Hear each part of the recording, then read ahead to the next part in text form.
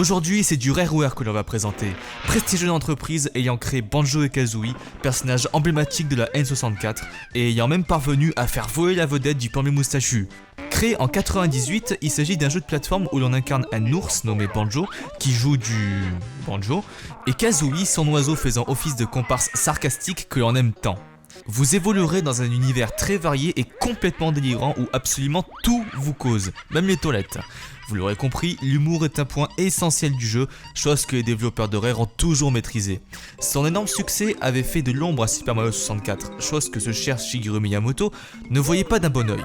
Le succès de Banjo-Kazooie a convaincu Rare de sortir une suite, et ce fut le cas 2 ans plus tard avec la sortie de Banjo-Tooie sur le même support, avec des environnements encore plus grands et plus beaux et des toutes nouvelles techniques, mais le reste néanmoins en terre connue. Nos amis avaient donc leur place de jeu que l'on attend de pied ferme à même titre qu'un Donkey Kong ou un Mario Kart. Mais cela s'interrompt brutalement suite au rachat de Rare par Microsoft, perdant au passage les droits d'exploitation de la franchise Donkey Kong, ferme propriété de Nintendo, et abandonne son logo mythique pour laisser place à un simple R doré. En ce temps-là, l'aura était encore présente.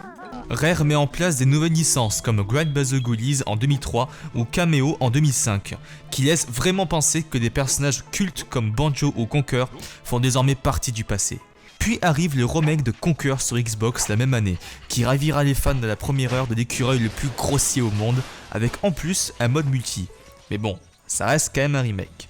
Rare renouvelle encore ses vieilles licences avec la sortie d'un jeu inédit sur 360 en 2008, Banjo-Kazooie Nut and Bolt. Et le constat est assez mitigé. Nos personnages se retrouvent complètement défigurés et le jeu est un mélange de plateforme et de voiture. Un genre que l'on ne voit pas souvent. Malgré cette énorme prise de risque qui n'a pas laissé indifférent les joueurs, le jeu se révèle excellent. Les graphismes sont du pur Rare, à savoir des environnements magnifiques et gigantesques, et l'humour fait toujours mouche avec même des références à leurs précédents titres. Ce qui est inquiétant en revanche, c'est la direction qu'a pris Rare par la suite. Maintenant, ce ne sont que des jeux Kinect pour promouvoir l'accessoire de Microsoft qui sont complètement oubliables compte tenu de la réputation de Rare. Une direction qui laisse vraiment penser que cette boîte est morte et enterrée.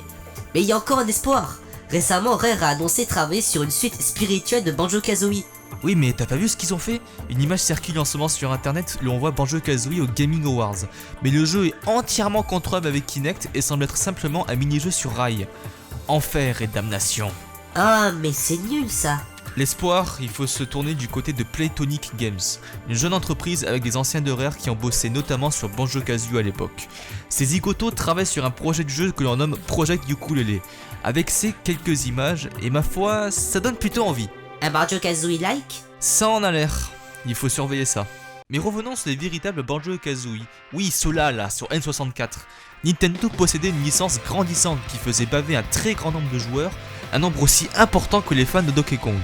Donc, en toute logique, si Microsoft n'aurait pas racheté le studio, il y aurait encore des jeux Banjo sur console Nintendo, et des vrais. Oui, mais il faut savoir que l'ambiance entre Rare et Nintendo n'était pas spécialement joyeuse. Surtout avec la sortie d'un Banjo-Kazooie que Nintendo accuse d'être une pâle copie de Super Mario 64, ce qui créa des tensions entre les deux entreprises. Et l'apothéose, on l'a eu en 2001, avec Conker's Bad Fur Day, le genre de jeu que Nintendo cauchemardait. Oui, effectivement, c'est un détail épineux qui a fait beaucoup de mal à Rare, mais imaginons si Nintendo n'aurait pas réagi ainsi. Banjo et Kazooie auraient pu devenir les principales mascottes de Rare, et ils auraient même gardé le privilège de développer des jeux sur des licences importantes de Nintendo comme Donkey Kong. Oui, ça aurait été vachement cool, mais il reste une question qui fait revenir à l'histoire selon Bandy sur Crash Bandicoot. Comment l'univers aurait-il pu évoluer, sachant qu'à la base, Gruntilda meurt à la fin de Banjo-Kazooie? S'il était assez difficile de répondre à cette question dans l'histoire selon Buddy sur Crash, il est au contraire plus facile de deviner pour nos amis l'ours et l'oiseau, car Rare a déjà pensé à la suite. Il n'y a qu'à voir Banjo-Kazooie Nut and Bolt où les développeurs ont pris le risque de changer d'univers et d'histoire tout en gardant une certaine maîtrise. Sans doute que Rare aurait pu faire une suite de l'univers de Nut and Bolt ou d'en créer un nouveau. Problème, il faut de l'imagination, et on se retrouvera à faire de la redite comme c'est le cas pour Mario. Perso, je fais confiance à Rare pour cela. Même s'il sera assez difficile d'égaler Nintendo avec leur licence Mario et consorts au niveau de la longévité, ils en avaient la possibilité.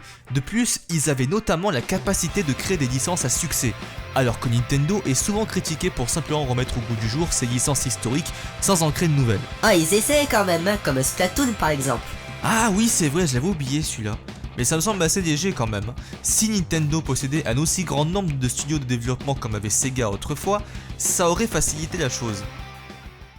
Donc, pour synthétiser tout ça, Rare aurait pu nous fournir des jeux Banjo sur chaque console Nintendo, et connaissant la réputation de Rare, cela donne tout de suite envie de s'en procurer une. Mais en plus, il mettra en chantier des toutes nouvelles licences toujours aussi géniales. Voilà un scénario alternatif si Rare appartiendrait toujours à Nintendo.